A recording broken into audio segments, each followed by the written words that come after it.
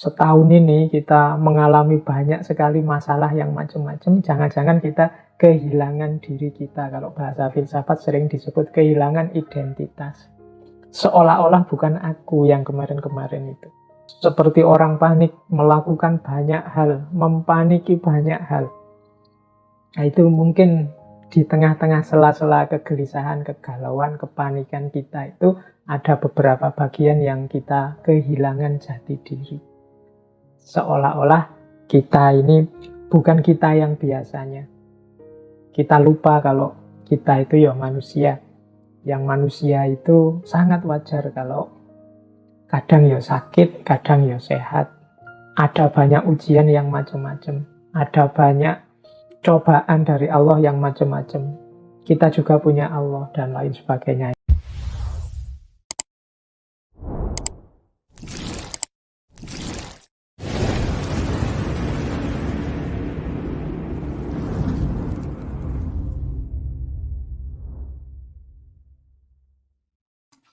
Assalamualaikum warahmatullahi wabarakatuh. Bismillah. Mari kita lanjut lagi belajar kita, ngaji kita. Jadi intinya ngaji filsafat itu ya ngaji, kita belajar ya. Segala yang di luar itu bonus. Jadi bonus itu ada, alhamdulillah, tidak ada ya, tidak masalah. Bahkan termasuk pemahaman kita, kepandaian kita, itu ya anugerah sebenarnya bonus. Karena yang bisa kita lakukan hanya belajarnya. Maka ayo kita mulai ya, nawaitunya belajar. Baik, kita mulai nggih. Saya awali dari sebuah jargon yang populer sekali di dunia filsafat, yaitu know thyself atau gnosis auton. Itu tulisan Yunaninya seperti itu. Artinya, kenalilah dirimu. Teman-teman yang fokus ke Islamic Studies mesti ngerti man arofa nafsahu faqad arofa rabbahu. Jadi know thyself itu kenali dirimu, karena kuncinya hidup kita adalah identifikasi kita, pengenalan kita tentang siapa aku. Jadi orang yang tidak kenal dirinya, dia susah untuk bertindak, dia susah untuk bahagia, dia susah untuk mengekspresikan diri, mengaktualkan diri. Wong dia tidak ngerti siapa aku. Jadi mengapa kita harus muhasabah? Muhasabah itu upaya kita untuk kembali mengenali diri kita. Jangan-jangan kemarin-kemarin, setahun ini kita mengalami banyak sekali masalah yang macam-macam. Jangan-jangan kita kehilangan diri kita. Kalau bahasa filsafat sering disebut kehilangan identitas. Seolah-olah bukan aku yang kemarin-kemarin itu. Seperti orang panik, melakukan banyak hal, mempaniki banyak hal. Nah, itu mungkin di tengah-tengah sela-sela kegelisahan, kegalauan, kepanikan kita itu ada beberapa bagian yang kita kehilangan jati diri. Seolah-olah kita ini bukan kita yang biasanya. Kita lupa kalau kita itu ya manusia. Yang manusia itu sangat wajar kalau kadang ya sakit, kadang ya sehat. Ada banyak ujian yang macam-macam. Ada banyak cobaan dari Allah yang macam-macam. Kita juga punya Allah dan lain sebagainya. Ini kan sering membuat kita lupa. Oke, malam hari ini saya tidak akan ngomong detail isinya muhasabah apa. Saya hanya nanti saya arah-arahkan saja, saya beri kerangka-kerangka, mungkin bermanfaat untuk teman-teman menjalani muhasabah. Karena yang tahu siapa dirimu ya kalian sendiri. Jadi akan lebih indah kalau muhasabah ini teman-teman melakukannya sendiri. Mungkin besok malam. Sendirian, nyari momen yang hening, lakukan dengan jernih, nilailah dirimu sendiri. Mungkin kemarin-kemarin kita ini sangat capek, sibuk menilai orang lain. Ayo kita sisihkan waktu barang sebentar untuk menilai diri kita sendiri. Ya meskipun sebenarnya muhasabah ini ndak harus nunggu tahun baru atau nunggu momen apa, anytime, setiap waktu kalau teman-teman memang berkeinginan untuk muhasabah bisa dilakukan. Silahkan nyari momen sendiri, misalnya tidak setuju, Pak, malam tahun baru itu kan bukan malam kita, Pak, itu malamnya kelompok sana, bukan? Ya monggo lah kalau punya pendapat seperti itu, tapi tetap harus punya momen tersendiri untuk muhasabah, menilai diri kita. Karena kalau kita tidak menghitung diri kita, tidak muhasabahi diri kita, khawatirnya kita ini sebenarnya banyak kelirunya tapi merasa benar terus. Sebenarnya sudah keluar jalur tapi merasa masih on the right track. Nah, jadi inilah pertimbangan saya mengapa sebenarnya dulu sudah bolak-balik saya sampaikan tentang muhasabah. Malam ini saya angkat lagi untuk sekedar mereview beberapa materi kita. Siapa tahu akhir tahun ini ada gunanya untuk teman-teman bermuhasabah. Baik, jadi patokannya itu ya, kalau dari filsafat know thyself, ini sebenarnya maksim atau kalimat quotes yang disampaikan pertama kali oleh filosof pertama, yaitu Thales. Tapi kata-kata ini juga dipakai oleh Socrates. Kemudian dipakai juga oleh muridnya Plato. Pythagoras juga memakai ini, Heraklitus memakai ini. Ada lagi filosof yang saya ingat pakai kalimat ini, Solon. Solon ini tokoh yang menjadi founding father-nya demokrasi di Athena. Karena memang kalimat ini khas Yunani kuno. Baik, ini untuk memancing kita saja. Baik, nah kita awali sekarang muhasabah kita dengan menengok status jiwa kita. Ini kalau saya Inggriskan state of soul. Ini saya ngambil dari Imam Ghazali, saya mengambil dari Syekh Abdul Qadir Jailani, saya mengambil juga dari Imam Mawardi. Pernah juga menjelaskan level-levelnya jiwa. Nah, ayo kita lihat. Dari 4 level ini kita ada di mana?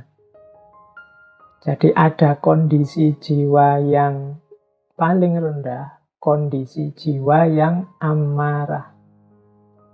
Kemudian lebih tinggi satu level, kondisi jiwa yang lawamah. Kemudian nambah satu level lagi, kondisi jiwa yang mulhamah. Dan puncaknya adalah kondisi jiwa yang mutmainnah. Sekarang kita tengok diri kita ini ada di level mana. Kalau kita ini masih senang melakukan hal-hal yang dilarang, dosa, maksiat, dan yang sejenisnya, dan merasa biasa saja, nyaman saja melakukan yang seperti itu, berarti kita ada di level jiwa yang amarah. Jadi wis dosa tapi seneng atau nyaman, salah tapi enjoy aja. Nah, ini amarah. Jadi ngerti sih kalau bohong itu dosa, ngerti sih kalau bikin hoax itu dosa, ngerti sih kalau membuat fitnah itu dosa, tapi nyaman saja, seneng saja, Pak, saya lihat orang gegeran rame. 1-2 kali saya pernah ada yang ngomong begitu. Suka saya, Pak, kalau lihat orang itu konflik. Kalau sepi tidak asik, Pak. Yang asik itu kalau ada orang gegeran, sekali-sekali dipancing dengan berita-berita bohong. Nah, hati-hati kenyamanan kita saat melakukan dosa, menjalani maksiat, itu menunjukkan level kita ada di level jiwa yang paling rendah, yaitu level amarah. Nah, ya kalau dalam bahasanya Al-Quran ini biasanya karena nafsu. Nafas itu la ammarotum bisu. Jadi levelnya masih amarah. Nah, naik satu level lawamah. Kalau lawamah ini kita tahu mana baik, mana buruk. sebenarnya saya tahu ini dosa, Pak. Tapi menghindarinya susah. Dan setiap kali melakukan dosa, saya kok ya menyesal. Mengapa kok saya melakukan dosa? Nah, ini lebih baik daripada yang makom amarah tadi. Kalau yang makom amarah itu senang, dia enjoy melakukan dosa. Tapi kalau yang lawamah ini, dia merasa menyesal. Jadi masih mudah terjerumus dalam salah, dalam dosa. Ya tahu dia ini salah, tapi kok ya susah menghindari. Akhirnya dia menyesal. Nah, ini lawamah. Jadi batinnya itu selalu dalam pertentangan. Jadi saya tahu ini salah, saya tahu ini tidak baik, saya tahu ini tidak seharusnya. Ini pertarungan terus, tapi yang menang adalah yang buruk, yang menang adalah yang dosa. Meskipun nanti akhirnya dia menyesal. Nah, ini kondisi jiwa lawam. Ayo sekarang kita lihat ya, tengok ke dalam diri kita, pernah tidak ngalami yang begitu? Dari sekian pertarungan antara baik dan buruk dalam diri kita, yang menang yang mana? Kalau yang menang yang buruk dan kita tidak menyesal, berarti kita ada di level amarah. Tapi kalau yang menang yang buruk dan kita menyesal sekali, kita ada di level lawamah. Naik satu level lagi, ada mulhamah. Ini dari kata-kata ilham. Nah, ini sama, dalam dirinya pertarungan antara yang baik dan yang buruk. Tapi dalam pertarungan ini yang baik menang. Jadi sukses. Meskipun kadang-kadang itu ada tambahannya. Kadang-kadang masih rindu kepada nikmatnya nafsu, nikmatnya dosa. Nah, jadi misalnya yang biasa minum terus tarung, wah alhamdulillah Pak saya sekarang tidak minum, tapi yo membayangkan minum itu sih enak aja nih Pak, itu mulhamah. Alhamdulillah Pak saya sekarang sudah tidak curang lagi, saya jujur terus. Tapi dulu Pak waktu saya suka curang itu asik sekali Pak, saya banyak untung itu, untungnya banyak waktu saya curang itu. Nah ini mulhamah. Jadi yang menang kebaikan dalam dirinya, meskipun kadang-kadang ada bersitan-bersitan dalam jiwa kita untuk, wah dulu ya waktu saya masih muda itu masih suka motoran, masih suka itu ganggu orang malam-malam itu, wah rasanya dulu itu asik, itu mulham. Sekarang enggak lagi sih, ngerti karena itu salah. Tapi masih ada sedikit-sedikit kerinduan ke masa lalu, padahal masa lalu itu mungkin sesuatu yang tidak sepantasnya, atau kesalahan, atau kekhilafan. Nah ini berarti levelnya mulhamah. Jadi yang dipilih sudah benar kebaikan, meskipun masih ada sedikit-sedikit keinginan untuk melakukan yang salah. Dan puncaknya nafas, state of soul yang paling puncak adalah mutmainnah. Mutmainnah ini jiwa yang stabil, tenang, mantap dalam kebaikan. Kalau ini sudah tidak ada pertarungan lagi. Jadi sudah mantap, stabil dalam kebaikan. Jangan lupa kalau di surat Al-Fajr itu, ya ayatuhan nafsul mutmainnah irji'i ila rabbiki radiyatan mardiyah. Nanti yang bisa mulus langsung hadir ke hadapan Allah adalah jiwa-jiwa yang makomnya sudah mutmainnah. Berarti jiwa yang sudah stabil, tenang, mantap, nyaman dalam kebaikan. Nah, ini bahan pertama untuk teman-teman besok mungkin mau muhasabah. Ayo dicek level jiwa kita ada di mana. Kita ini masih tergolong amarah, lawamah, mulhamah, atau mutmainnah. Jadi mari sibuk dengan diri kita dulu. Nggak usah pakai teori ini untuk nuding-nuding orang lain. Ayo dibereskan dulu diri kita. Nanti insya Allah kalau sudah mutmainnah, ada jalan untuk membantu orang lain menilai diri mereka. Tapi untuk tahap kita yang awal, ayo kita menilai diri kita sendiri. Kita ini ada di kondisi jiwa yang mana. Nah, saya lanjutkan, ini bahan kedua untuk muhasabah kita. Jadi semoga kita tidak lupa hakikat kehadiran kita di muka bumi ini adalah lillahi wa ilaihi roji'un. Sesungguhnya kita ini dulu asalnya dari Allah, kehadiran kita diridhoi oleh Allah, tapi mengemban misi untuk kembali lagi kepada Allah. Manusia dengan segala karakternya, apakah kelebihan maupun kekurangannya, itu membawa misi ilaihi roji'un. Maka semangat muhasabah adalah semangat menilai rute perjalanan kita. Apakah memang rute kita ini sudah lurus ilaihi roji'un? Ibaratnya GPS-nya ini sudah benar enggak, kita ini arahnya nanti akhirnya Allah. Atau jangan-jangan kita sudah melenceng jauh. Atau jangan-jangan kita selama ini mandek saja, enggak berkembang-berkembang. Nah, jadi bahan kedua untuk muhasabah, ayo dicek.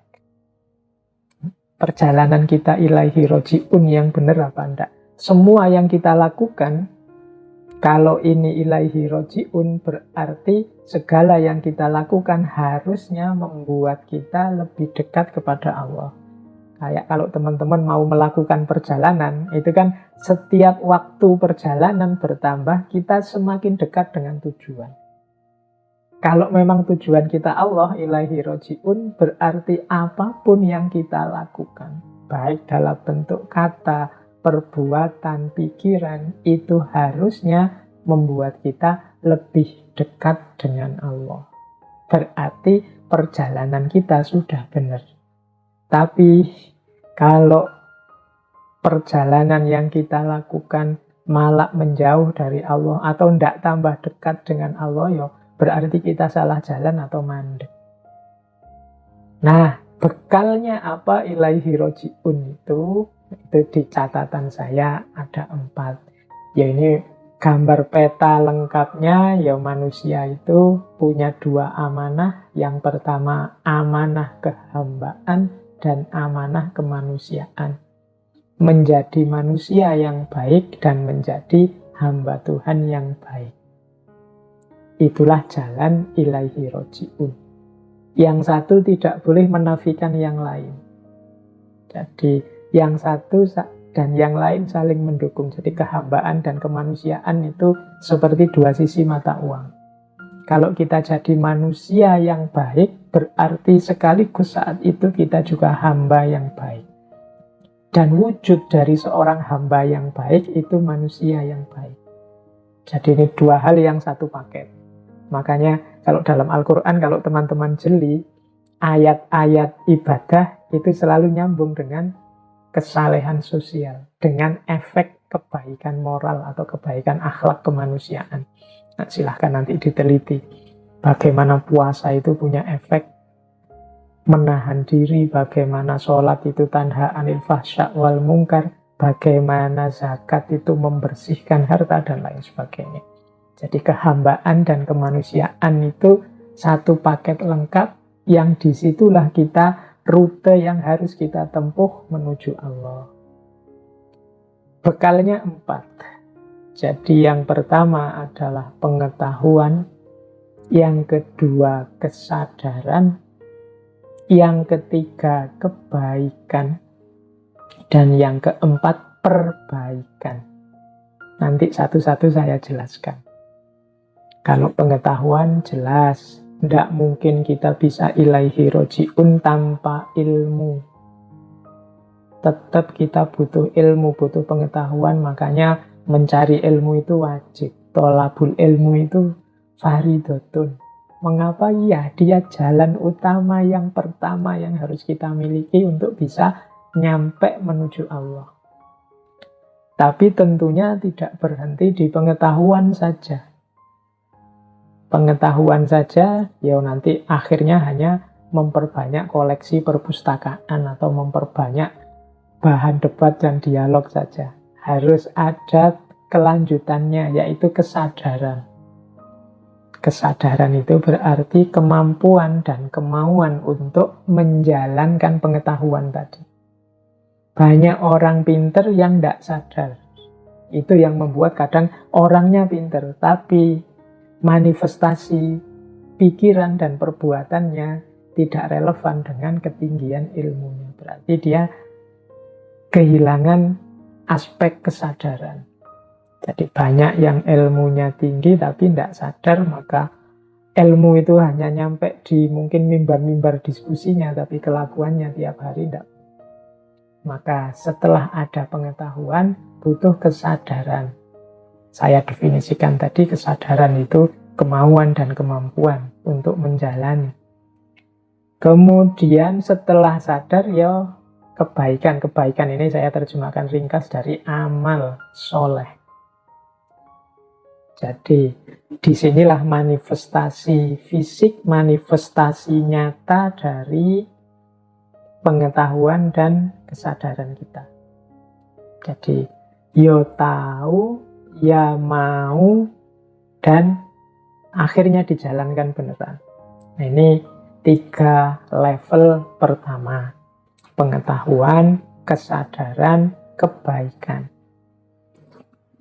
Nah, yang keempat, ini karena kita tahu bahwa hidup kita ini tidak sempurna, kita ini banyak kekurangan-kekurangan, kita ini banyak kelemahan-kelemahan, maka pengetahuan dan kebaikan yang kita jalani juga sifatnya selalu perlu diperbaiki. Jadi selalu perlu ditingkatkan lagi. Maka ada unsur yang keempat, yaitu perbaikan. Jadi perbaikan ini maksudnya berarti ya kita tidak berhenti merasa diri kita sudah tahu dan sudah benar, baik dalam pikiran maupun perbuatan, tapi kita juga sadar bahwa kita ini perlu ditingkatkan lagi, perlu lebih baik lagi, lebih baik lagi. Makanya di situ yang keempat saya tulis perbaikan. Jadi pengetahuan, kesadaran, kebaikan, dan perbaikan. Ini jalan kita ilaihi roji'un. Oke, nah seperti yang saya bilang tadi ya, yang longgar hatinya kalau live online seperti ini ya memang problemnya di jaringan. Mohon maaf tadi kepotong juga akhirnya. Saya tak lanjutkan share screen lagi. Baik, ini saya anggap cukup nggih untuk yang ilaihi roji'un.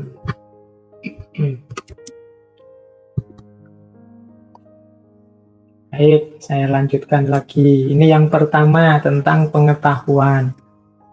Saya tahu hari ini problem kita untuk pengetahuan bukan kita ini tidak tahu atau kurang pengetahuan. Tapi kita ini hari ini diserbu oleh gelombang pengetahuan yang tidak ada habis-habisnya. Tiap hari kita berhadapan dengan medsos, dengan laptop, dengan HP, bahkan forum-forum kajian semacam ini sepanjang pandemi ini saya kira sudah jumlahnya ribuan. Nah, gelombang pengetahuan yang luar biasa menyerbu kita. Maka menurut saya penting hari ini kita introspeksi dengan, ini saya bawa kategori-kategorinya Imam Ghazali dari Ihya. Jadi mari kita filter pengetahuan, mari kita filter wawasan keilmuan yang menghampiri kita. Imam Ghazali punya kategori ilmu itu ada kalanya mahmudah, ada kalanya madhmumah. Jadi pengetahuan atau ilmu itu punya kategori mahmudah, punya kategori madhmumah. Mahmudah itu berarti terpuji, madhmumah itu tercela. Terpuji atau tercela itu bisa karena isinya, bisa karena prosesnya, bisa karena hasil atau efeknya. Jadi kalau Imam Ghazali menjelaskan yang isinya madhmumah itu jenis-jenis ilmu yang merusak. Imam Ghazali mencontohkan ilmu sejenis ilmu sihir, ilmu santet, dan yang seperti itu. Mungkin hari ini termasuk ilmu-ilmu yang mungkin untuk menipu orang, membuat hoax, membuat berita palsu, dan lain-lain. Itu perlu kita beri kategori ilmu yang mazmumah. Kita tidak perlu ngerti yang seperti itu. Kita kejar saja yang mahmudah. Ada juga sebenarnya ilmunya mahmudah, tapi proses kita mencari atau proses kita menyampaikannya tercela.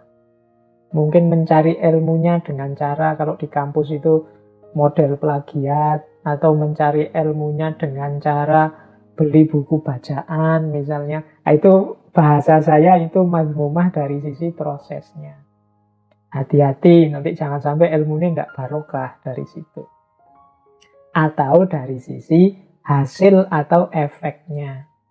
Hasil atau efeknya ini ya berarti manfaat dan mafsadatnya. Ilmunya benar, prosesnya benar, tapi ternyata kurang manfaat. Isinya malah merusak. Mungkin penggunaannya tidak tepat. Nah, di situ ada kategori-kategori. Ini saya bahasa Indonesiakan dari Ihya itu. Ada ilmu itu yang diyakini saja. Ada yang harus dipahami. Ada yang perlu dijalani. Atau ilmu untuk dihindari. Yang harus kita jalani apa, yang harus kita hindari apa. Ini juga butuh pertimbangan-pertimbangan keilmuan.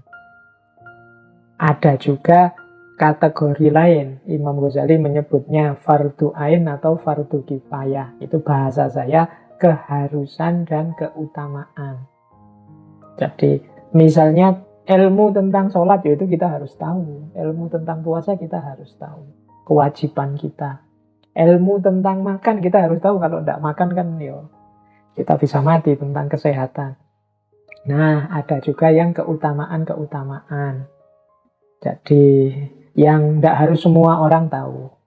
Yang ahli biologi ilmunya mendalam di biologi, yang ahli fisika mendalam di fisika. Itu penting semua, tapi keutamaan-keutamaan. Tidak wajib setiap orang ngerti. Ada juga yang bukan keharusan, bukan keutamaan, tapi kesia-siaan. Kesia-siaan itu kita capek-capek belajar, kita capek-capek mencari ilmu, hanya habis tenaga, habis waktu. Nah, itu kesia-siaan namanya. Tidak ada gunanya sama sekali, tidak ada manfaatnya. Capek-capek lihat debat, lihat diskusi, lihat TV, tapi kok hasilnya apa? Tidak tahu.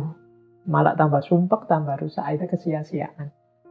Jadi itu 3 kategori keilmuan versinya Imam Ghazali. Jadi ada yang fardu ain, ada fardu kifayah. Nah, yang terakhir kalau ini kita mesti ngerti ya, manfaat dan mafsadat. Ilmu itu membawa kebaikan ataukah membawa kerusakan. Ini juga bisa tergantung isinya, bisa tergantung prosesnya. Ada ilmunya baik, tapi digunakan untuk yang jelek-jelek, untuk yang merusak-merusak. Ada juga begitu. Oke, atau Pak ini ilmunya, isinya sebenarnya merusak kok Pak, saya hanya ingin tahu saja, tidak ada gunanya apa-apa. Jangan-jangan itu hanya buang waktu saja. Kalau memang begitu, jatuhnya nanti kesia-siaan. Nah, kita sendiri yang ngukur.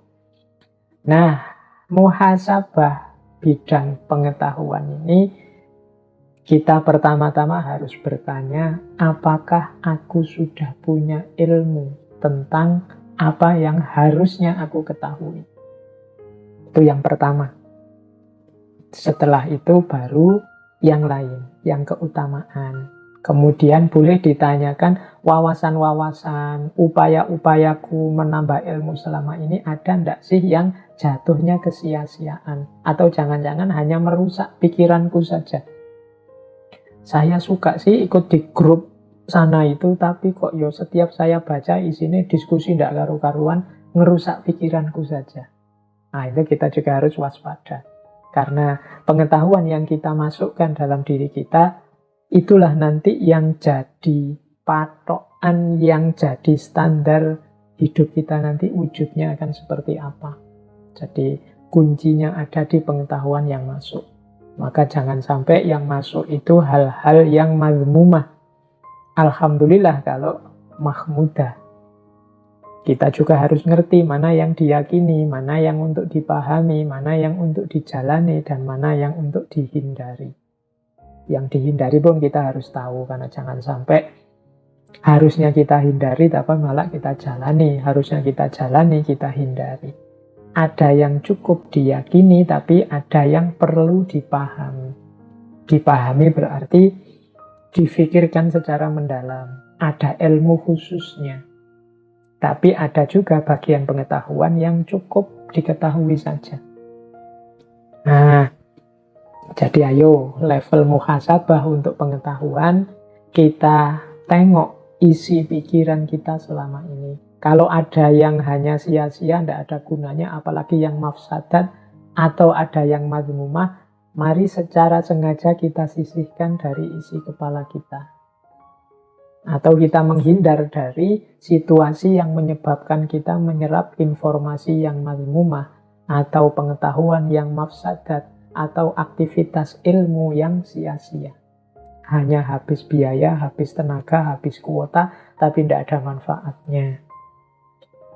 Jadi ini level muhasabah yang pertama. Tadi kan bekalnya menuju Allah itu yang pertama ilmu atau pengetahuan.